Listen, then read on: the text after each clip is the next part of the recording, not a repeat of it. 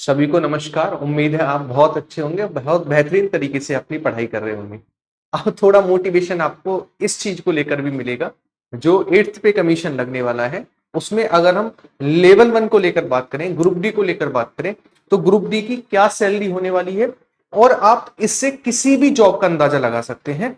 मतलब मैं आपको एक बेसिक चीजें बताऊंगा कि किस जॉब, मतलब ये फिटमेंट किस तरीके से काम करता है। गवर्नमेंट जॉब में जब 8th पे कमीशन लगेगा या फिर कोई भी पे कमीशन लगता है, किस तरीके से काम करता है आप एक का समझेंगे, बाकी आप किसी का भी बेसिक पे आपको पता होगा, उस बेसिक पे के आधार पर आप किसी की भी सैलरी निकाल सकते हैं। क्लियर है?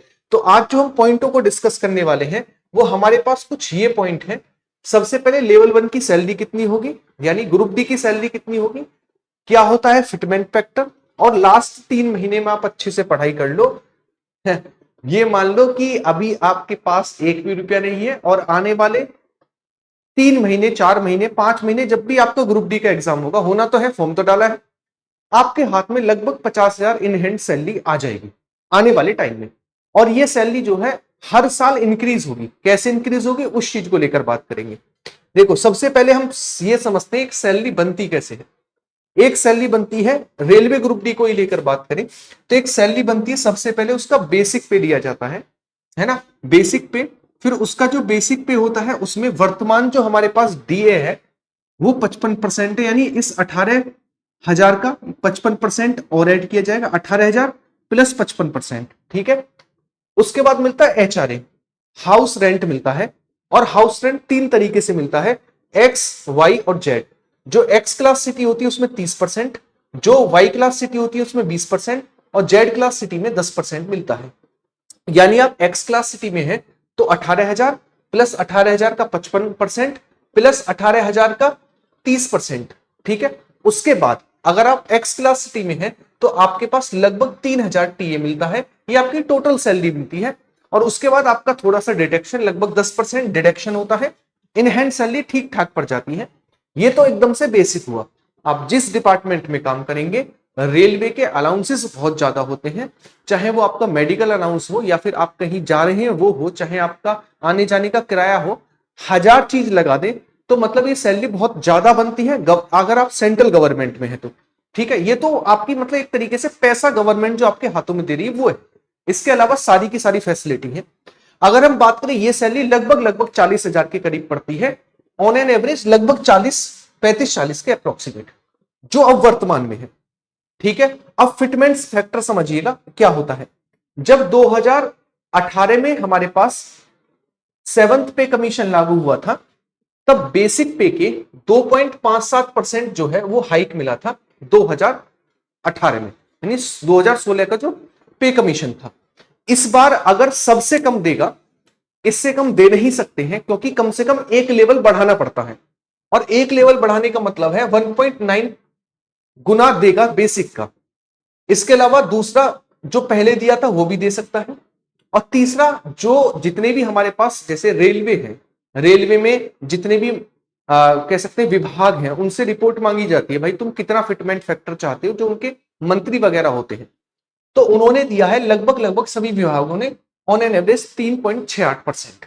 अब इस चीज को समझिएगा, अगर 1.9 होता है हमारे पास तो आपका बेसिक लगभग लगभग 40,000 के करीब पहुंचेगा, है ना, लगभग लगभग 40,000 के करीब, थोड़ा बहुत कम। अगर 2.57% हाइक मिलता है तो लगभग आपका यही फिटमेंट फैक्टर जो वो 46,000 के करीब पहुंचेगा बेसिक, है ना। और 3.68% मिलता है तो यही आपका 51,000 बेसिक पहुंच जाएगा, 51,000 पार ही कर जाएगा। लेकिन जब ये फिटमेंट फैक्टर लागू होगा यानी बेसिक पे बढ़ेगा, तो जो आपका ये डीए आपको देखने को मिल रहा है, ये डीए जीरो हो जाएगा। ये डीए क्या हो जाएगा? ये डीए एकदम से जीरो हो जाएगा, ये नहीं मिलेगा। फिर क्या मिलेगा? फिर मिलेगा बेसिक, बेसिक का 10, 20 और 30% एचआरए, और इसके अलावा टीए, ये 3 चीजें मिलेंगी। फिर डीए कैसे बढ़ेगा? डीए हर साल लगभग, डीए और बाकी टोटल मिलाकर सैलरी में लगभग 7% हाइक मिलता हर साल, 5 से 7%, 7 से 9 भी हो सकता है, 10 भी हो सकता है ना। तो ये जो है हमारे पास हर साल बढ़ेगा। जैसे 2018 में जब बेसिक बढ़ा था तो डीए जीरो हुआ था, फिर उसके बाद 5%, 4%, 7% बढ़ते बढ़ते 2018 से और 2025 तक ये 55% हो गया। मतलब हर साल कुछ ना कुछ बढ़ता है। तो ये अब जो सैलरी बनेगी, जो भी बिल्कुल बेसिक भी हम मान के चलेंगे, तो लगभग लगभग आप मान के चलो बेसिक मिलेगा लगभग 40%, फिर उसका लगभग 10-20% एचआरई मिलेगा, और उसी हिसाब से जो अब वर्तमान में 3000 टीए है, ये 3000 से बढ़कर 4500 5000 हो जाएगा, तो ये टीए मिलेगा। फिर उसके बाद क्या होगा, नेक्स्ट ईयर लगभग लगभग डीए 7% हो जाएगा, बाकी चीजें सेम होती रहेंगी, है ना। फिर ये अगले साल लगभग हमारे पास 14% बढ़ जाएगी सैलरी, फिर लगभग हमारे पास 21%, ये इसी तरीके से आगे बढ़ती रहेगी। और डीए लगभग लगभग जैसे आज हम 2018 से 2025 में देख रहे हैं ये 55% हो गया है, वैसे आगे इसी तरीके से साल दर साल बढ़ते हुए ये लगभग 55% पार कर जाएगा। तो ये इस तरीके से फिटमेंट फैक्टर आपका लागू होता है, ठीक है। जब फिटमेंट फैक्टर लगेगा, कितने गुना होनी है, उस समय पर डीए 0 हो जाएगा, बाकी सारी चीजें रहेंगी, है ना। तो आप ये मान के चलो सबसे कम जो है, अगर सैलरी बढ़ेगी भी ग्रुप डी की, सबसे कम मैं बता के चल रहा हूं, वो लगभग 50,000 होगी, सबसे कम 50,000। और ये 50,000 जब होगी जब डीए 0 होगा, ठीक है, डीए 0 होगा। फिर डीए हर साल बढ़ेगा 7%, फिर अगले साल 7%, फिर अगले साल 7%, फिर अगले साल 7%। तो उसी तरीके से, है ना, मान लो 7% बढ़ा, है ना, मान के चलो 7% बढ़ा, 52,000 हो गई, फिर इस 52 का 7% निकलेगा, है ना। फिर मान लो फॉर एग्जांपल 56 हो गया, फिर इसका 7% निकलेगा, मान लो 60 हो गया। तो इस तरीके से इसका 7, इसका 7, इसका 7, हर साल लगभग 5 से 7% आपको इंक्रीमेंट देखने को मिलेगा। तो नॉर्मल आप ये मानकर चलो कि अब जो ग्रुप डी की सैलरी होगी 8th पे कमीशन के बाद, वो लगभग 50,000, और हर साल लगभग 7% हाइक मान के चलो, है ना। तो ठीक ठाक सैलरी अब आपकी ग्रुप डी में भी देखने को मिलेगी। अब इस फिटमेंट फैक्टर को आप हर जगह लागू कर सकते हैं। ये तो हुआ 1.9% जब देगा।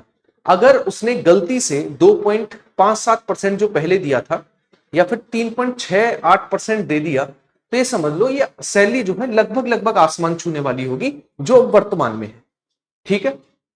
2.57% से भी सैलरी जो है लगभग लगभग 60-65 हजार पहुंचेगी रेलवे ग्रुप डी की, ठीक है। तो उम्मीद है ये चीज आप समझ पाए होंगे, किस तरीके से हमारे पास फिटमेंट फैक्टर काम करता है, कैसे क्या चीज काम करती है। अब लास्ट के जो आपके पास टाइम बच रहा है, इसे ये भूल जाओ कि हमारा एग्जाम कब होगा, कब क्या होना है, इसे भूलकर जो बचा हुआ टाइम है उसमें अच्छे से मेहनत कर लो, बहुत बेहतरीन तरीके से मेहनत कर लो, क्योंकि ये जो वैकेंसी है दोबारा तो आपको शायद देखने को मिलेगी, लेकिन इतना कम कम होती हुई चली जाएगी कि ऊंट के मुंह में जीरे वाला हिसाब होगा। जैसे अब से पहले 1 लाख प्लस, अब की बार 32,000, और अब की बार हो सकता है 10-15 हजार ही हो जाए, है ना। तो ये कब होगा पेपर, उसे छोड़कर जो 3-4 महीने हैं आपके पास ग्रुप डी के, उनमें अच्छे से पढ़ाई कर लो। तो मैं ये मानता हूं कि आपको जो रोना रहता है सैलरी को लेकर, नौकरी को लेकर, एक इतनी सम्मानजनक सैलरी आपके हाथ में होगी कि आप अच्छे से अपना जीवन काट सकते हैं ना। मतलब ना तो भूखे ही मरेंगे, ना ही अमीर होंगे, बस बात ये है, ठीक है। चलिएगा, उम्मीद है ये सारी की सारी चीजें आप समझ पाए होंगे। वीडियो अच्छी लगी तो उसे लाइक और शेयर करेंगे, कमेंट बॉक्स में कमेंट छोड़कर जाएंगे कौन कौन तैयार है इस बार रेलवे ग्रुप डी में सिलेक्शन के लिए, ठीक है। ख्याल रखिएगा, बाय बाय, टेक केयर, जय हिंद सभी को।